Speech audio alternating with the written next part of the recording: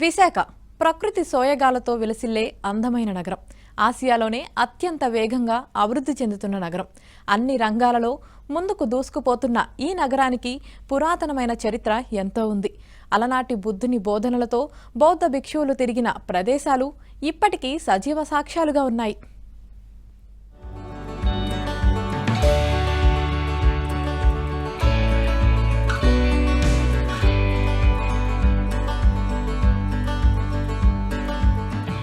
సాగర తీరం అప్పట్లో కళింగ సామ్రాజ్యంలో భాగంగా ఉండేది.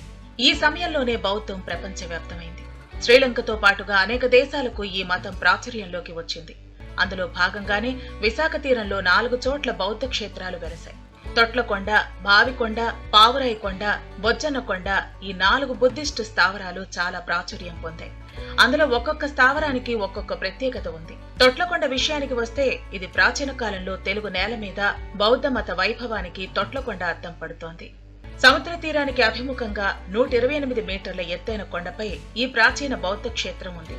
రాతిని తొలచి నిర్మించిన అనేక నీటి తొట్టెలు ఈ కొండపై ఉండటం వల్ల దీనికి తొట్లకొండ అనే పేరు వచ్చింది.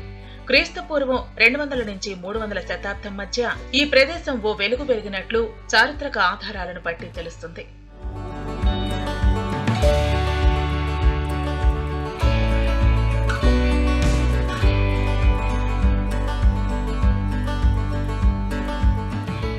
తిమ్మాపురం సమీపంలో ఉన్న మరొక స్థావరం బావికొండ. ఇది సముద్ర మట్టానికి 130 మీటర్ల ఎత్తులో ఉంటుంది.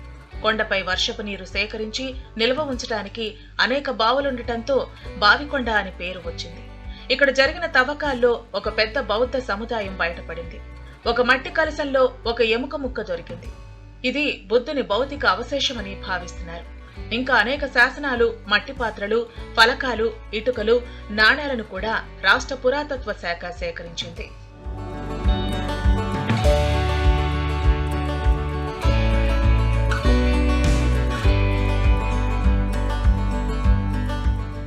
మరొక స్థావరం పావురాయికొండ. బిఎస్ఎన్ టవర్ నిర్మాణం కోసం వెళ్లిన సమయంలో ఇది వెలుగులోకి వచ్చింది. మరో స్థావరమైన బొజ్జన్నకొండ అందమైన గుహాలయాల సముదాయంతో ఉంటుంది. ఇక్కడి కొండపై అందంగా చెక్కబడిన గౌతమ బుద్ధుని విగ్రహాలు ఎంతో ఆకర్షణీయంగా మతపరమైన ఆధ్యాత్మికతను నింపేవిగా అనిపిస్తాయి. ఈ గుహాలయాలకు దగ్గరలో బౌద్ధ సన్యాసులు ధ్యానం చేసుకునేందుకు వీలుగా నిర్మించిన స్తూపాలు కనిపిస్తాయి.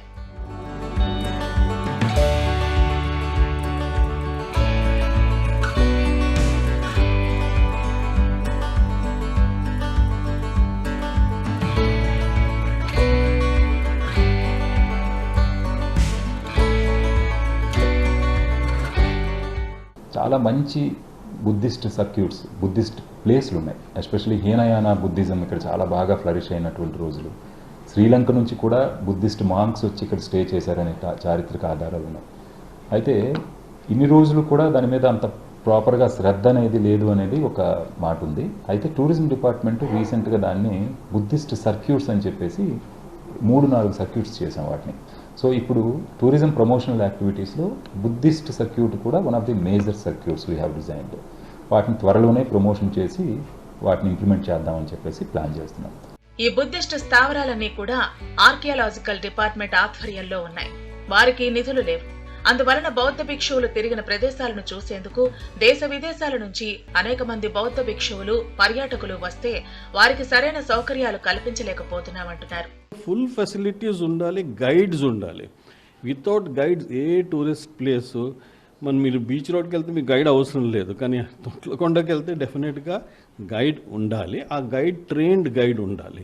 మనం ఇలాగ ఫెసిలిటీస్ చేస్తామని చెప్తే లాభం లేదు వితౌట్ గైడ్. సో ఈ 3 పాయింట్స్ చాలా ఇంపార్టెంట్.